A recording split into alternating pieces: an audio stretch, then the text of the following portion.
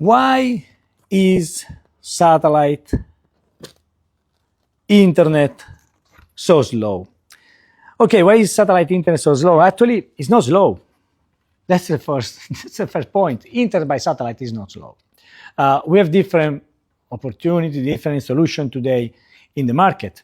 Some of them are delivered to the end user using geosatellite. So again, satellite that has a fixed position compared to the movement of the Earth.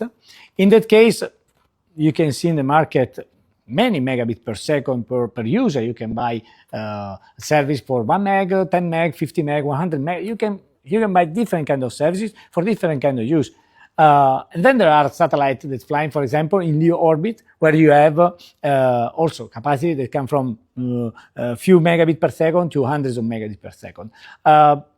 The perception of the user is not based on the capacity. When people say internet is slow, at the end, never is, in general, is not associated to how many megabits we have. If I'm not wrong, over 10 megabits per second, you don't perceive many big difference if you are selling internet or if you are watching a movie. The point is the latency. Latency is a constant, is a KPI that measures the time between you request some information to a system and the system answer to your request.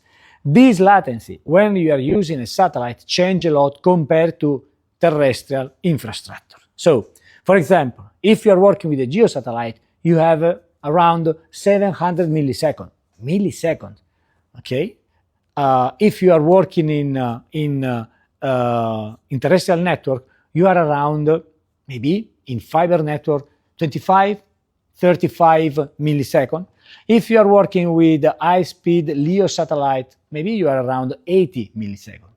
The big difference when we are sailing internet on terrestrial infrastructure, LEO satellite infrastructure, and geosatellite infrastructure is basically the latency. And the last question is, why is satellite important? Wow, satellite is important, actually. Satellite is important for many reasons. I don't remember exactly the figure, but every day when you wake up, you are using satellite. Why? For example, you are turning on the TV and you are receiving a signal. Okay, the digital signal of the TV, for example, is synchronized using GNSS. GNSS is a Global Navigation Satellite System. It's allowed to know the position, the timing of a system, for example. So, for example, current telecommunication systems are based on this timing signal generated by GNSS network. Your mobile phone, you receive a signal from your mobile operator because each base station is synchronized using GNSS information, for example. When you are driving your car, you are using your navigation tool.